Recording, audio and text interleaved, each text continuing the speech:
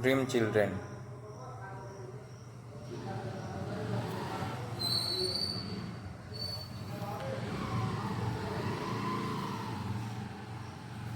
Children love to listen to stories about their elders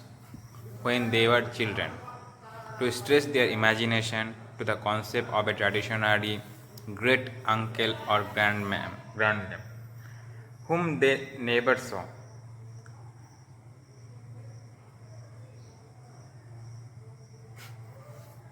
It was It was in this spirit that my little ones crept about me the other evening to hear about their great grandmother, Phil,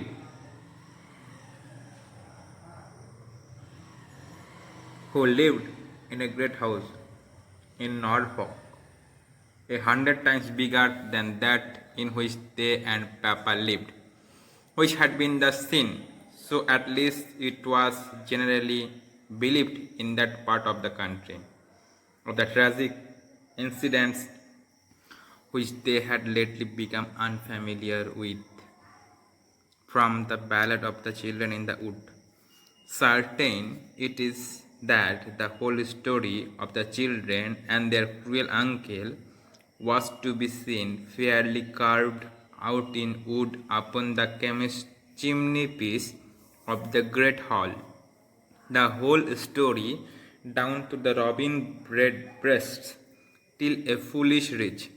person pulled it down to set up a marble, one of modern invention in its stead,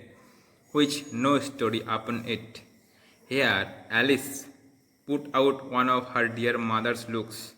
too tender to be called upbraiding. Then I went on to say how religious and how good their great grandmother Field was, how beloved and respected by everybody, though she was not indeed the mistress of this great house,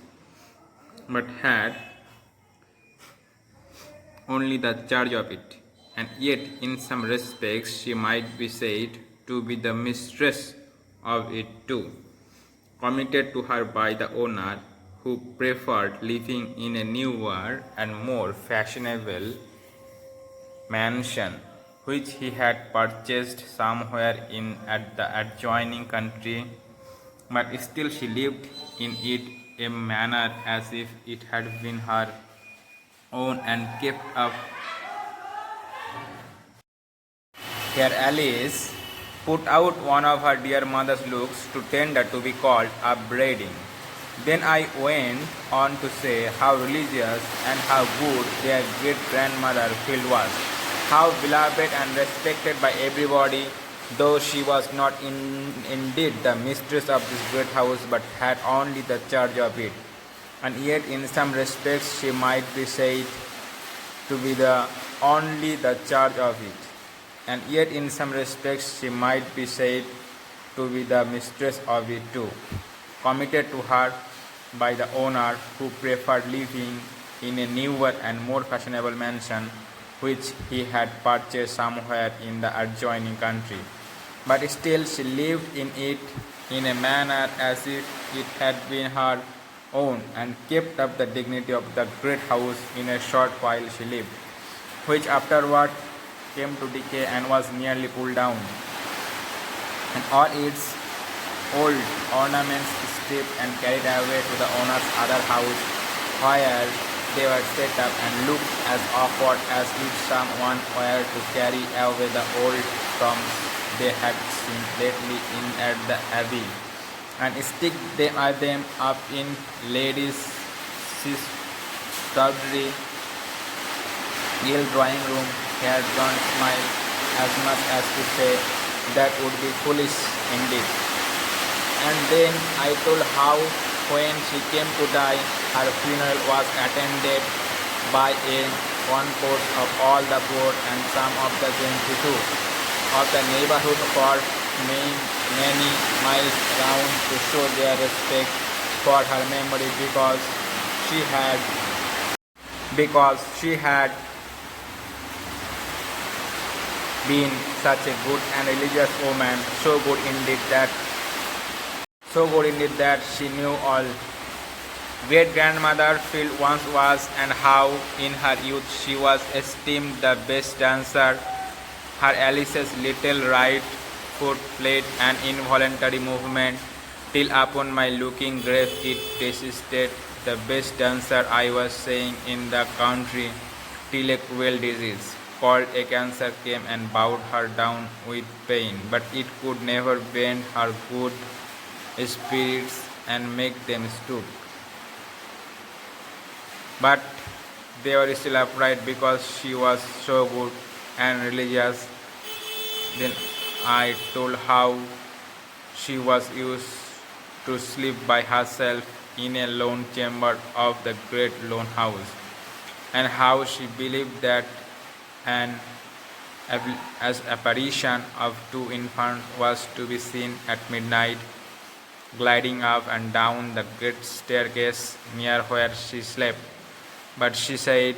those innocents would do her no harm, and how frightened I used to be, though in those days I had my maid to sleep with me, because I was never half so good or religious as she.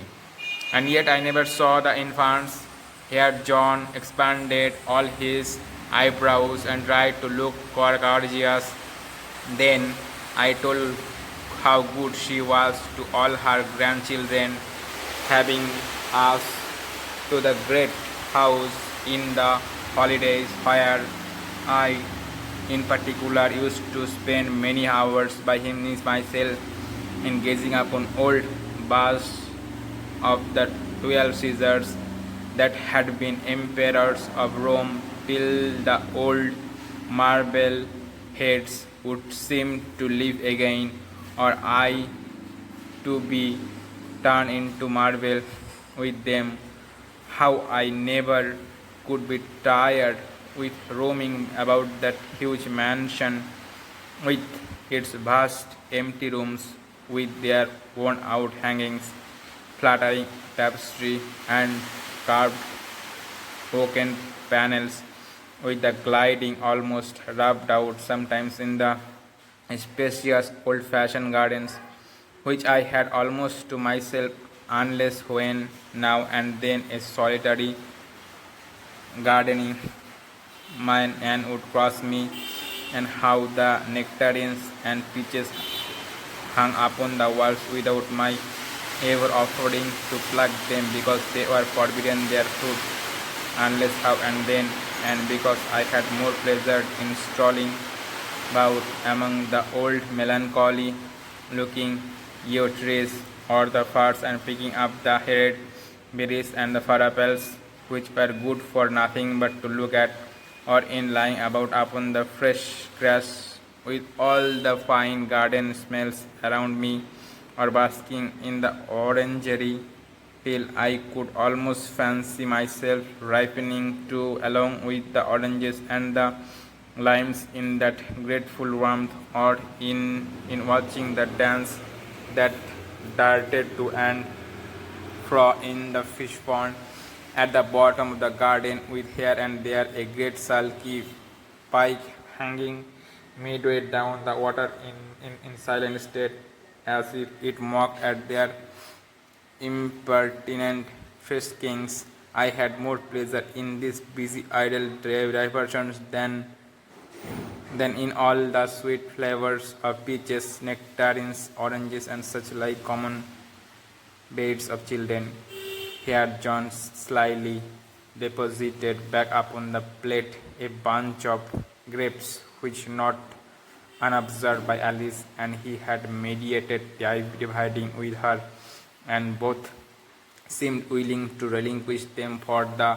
present as irrelevant. Then, in somewhat a more heightened tone, I told how, though their great grandmother Phil loved all her grandchildren, yet in an especial manner she might be said to love their uncle John L., because he was so handsome and spirited a youth and a king to the rest of us, and instead of moping about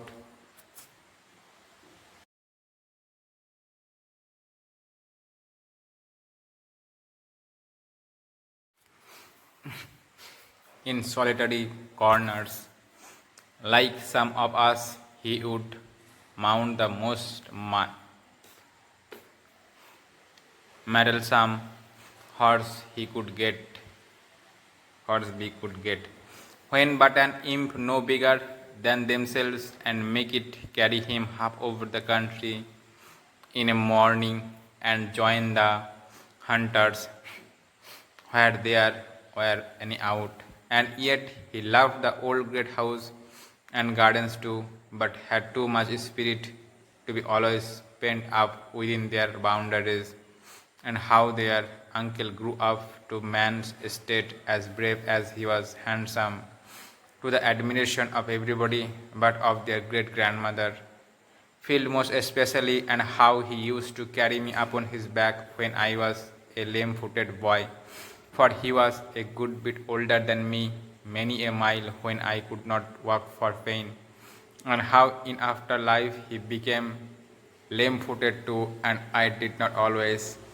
I fear, make allowances enough for him when he was impatient and in pain, nor remember sufficiently how considerate he had been to me. And when I was lame footed, and how when he died, though he had not been dead an hour, it seemed as if he had died a great while ago. Such a distance there is betwixt life and death, and how I bore this death, as I thought, pretty well as far at first, but afterward it haunted and haunted me, and though I did not cry or take it to heart as some do, and as I think he would have done if I had died, yet I missed him all day long, and knew not till then how much I had loved him. I missed his kindness, and I missed his crossness, and wished him to be alive again,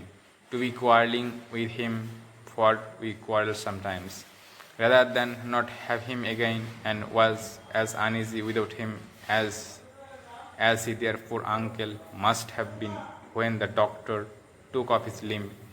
Here the children fell a crying, and asked if their little mourning which they had on was not for Uncle John, and they looked up and prayed me not to go on about their uncle, but to tell them some stories about their pretty dead mother. Then I told them how for seven long years, in hope sometimes in despair, yet persisting ever, I counted the fair Alice, and as my children could understand, I explained to them what coyness and difficulty and denial meant in maidens. When suddenly, turning to Alice, the soul of the first, Alice looked out at her eyes with such a reality of representment that I became in doubt which of them stood there before me, or whose that bright hair was, and why I stood gazing. Both the children gradually grew fainter to my view, receding and still receding till nothing at last but two mournful features were seen in uttermost distance, which without speech strangely impressed upon me the effects of speech. We are not of Alice, nor of thee, nor are we children at all. The children of Alice call Bertram father. We are nothing less than nothing, and dreams. We are only what might have been, and must wait upon the tedious shores of Lethe millions of ages before we have existence and a name. And immediately awaking, I found myself quietly seated in any bachelor armchair where I had fallen asleep, with the faithful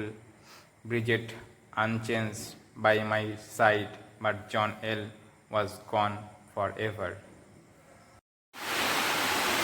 Charles Lamech, Green Children, everybody considered a masterpiece. Imaginative Prose was first published in the London magazine with John. An interesting and surprising evidence with is John that without ever having seen a Albright lamb Later an on, accurate it was sense published of in the how volume children Essays of react India to in the 1820. happenings in the world of the Charles adults Lamb by edited the essay deceptively Dream Children referring to because the he never meticulous married, reactions he of his never dream married children. and His then success in catching the reader immediately. Charles The aesthetic impact of the entitled the essay essay becomes Dream more Children effective for this reason. Dream Children Thus, because Lamb told his he dream never children married that in his and boyhood naturally he never would became enjoy the father of ramblings children. in and The around the children great country he house speaks in of in the essay Norfolk. were actually He would the gaze at the creations of his imaginations Imperial of hand or marble fancy. bust of Caesars in In the such essay, an intensely he meditative way synonym that for the it actual seemed to him person after was Lamb's some time that grandmother. those were coming back to life again. Or Lamb presents her as an ideal grandmother in an imaginary and inflated way before his dream children. She was extremely pious, fearless, and compassionate person, besides being the best dancer of the area in her youth. He also presents his elder brother John L., who in his youth was a handsome, high-spirited, strong, and fearless person who loved Charles very much, but subsequently, in his old age, he became lame-footed and spent the rest of his life in utter hopelessness, irritation, and pain. Lamb also mentions his sister, Mary Lamb, who did not marry since she had attacks of insanity. She was being referred to her as Faithful Bridget, because she never married and was Lamb's only companion all his life. In the end of the essay, when there would be a sudden breakdown of his reverie, he finds her seated by his side. The essay is subtitled A Reverie because he created an imaginary picture of a happy conjugal life, a picture which finally dissolves into nothing as he comes back to reality. The chief characteristic feature of the essay is the author's mingling of pathos and humor.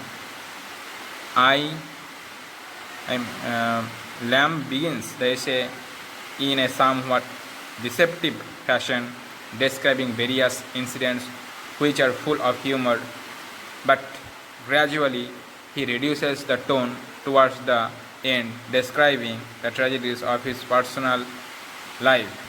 Dream Children is undoubtedly a personal essay, for Lamb presents a lot of these characters and incidents from his own life. The sketches of his grandmother, Phil, his brother John Lamb, his sister Mary Lamb, and his tragic love affairs with Anne Simons, but at the same time, Lamb can be found to be always playing with facts and fictions and transforming the real into the literary. An interesting and surprising fact evident in the essay is that without ever having children, Lamb had an acute sin